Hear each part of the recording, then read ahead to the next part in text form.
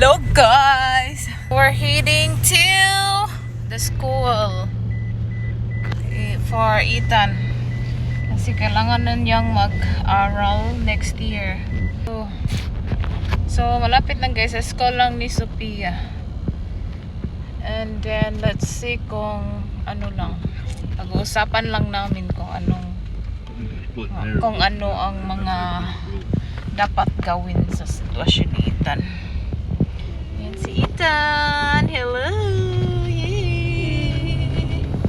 See you later guys. Guys, they're walking now. The baby is walking. The baby is walking. The baby is walking.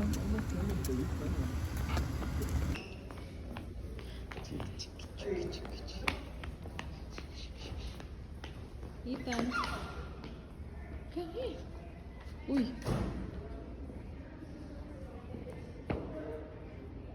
Come. Where's Ate Sophia?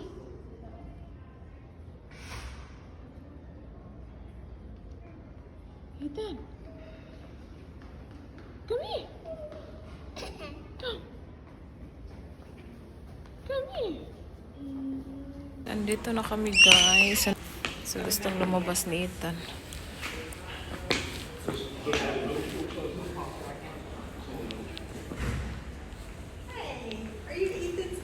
Oh yeah. So hello guys. So, tapos na kami doon guys. Ang init pa lang. Ang init ngayon guys. Hindi malamig. So tapos na kami doon guys. So ang dami pa palang gagawin. Dami pang dapat gawin. So kailangan pa si Ethan ma-evaluate sa school na yun. And then kung karapat-dapat ba siya sa sa program. Dahil kailangan ni Ethan, pag nag 3 years na si Ethan, kailangan niya na pumasok sa school next year. March 31 man, pero dili man to sa balay guys. So i-drop by ra siya sa school. Hopefully that time ma-train ko na siya sa toilet and maka-istorya na siya. We're heading to the Department of Health. We have to request Ethan guys kadang birth certificate. Hala, yeah. Good thing Ethan is back here. Huh? Good thing Ethan is back here. I know, that's what I'm saying. Give up all these bad hits. Drivers starting to have help with it. Ang ganda ng view.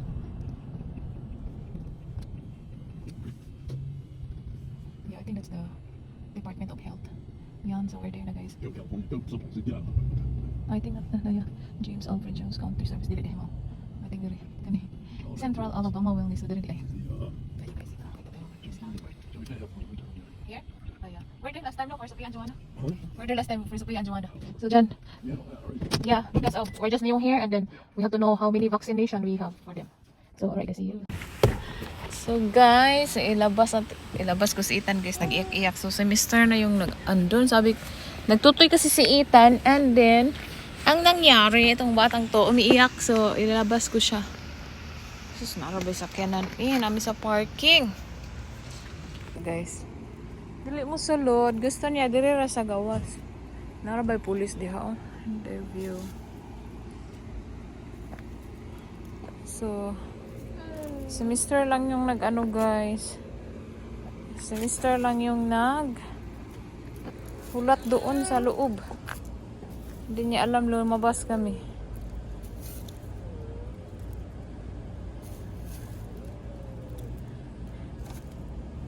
Twink! What's that? Hi!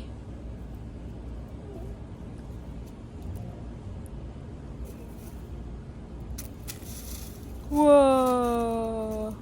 So mag 3 years na si Ethan, wala siya birth certificate. Ching! Tapos na kami guys. So nakuha na namin yung birth certificate ni Ethan guys. Are you not driving? Hello guys, so nasa bahay na kami guys. Si Ethan is tulog. Si Mr. umalis nang walang paalam. Nagalit siya. So, magkain ako guys ng lunch para hindi tayo mabuang. O kung para akong mabuang, kusgan. So, ayun. So, nagtampo si Mr. Dahil si Ethan nakipaglaro sa ibang tao. And then sa kanya is hindi daw nakipaglaro sa kanya. Mabuti pa daw yung ibang tao nilalaro ni Ethan. So, sabi ko sa kanya, sabi ko kay Mr. na kanang, hindi ko kasi marunong kung paano gawin, kung paano mo i-ano yung anak mo. Kanang, i-place ba? Kasi akong ina mga, yun, kanang, hindi niya alam kung paano i-ano, kung paano, anuhin yung kanyang anak para muduol niya. Paano kasi, ang lakas ng busis, sabi niya guys, pati daw yung mga anak kong dalawa is takot sa kanya. Sabi ko sa kanya na takot, syempre takot sila sa iyo dahil sa kanang iyang busis ba ang lakas. Malakas ang busis niya guys, siguro dahil malaki siya. Ubuutan akong bana pero sa puton. So inaano naman siguro ng mga kanang idara na guys, no. So dapat kita na lang ang mag-adjust kay kita may kuan. Para ako naiyak.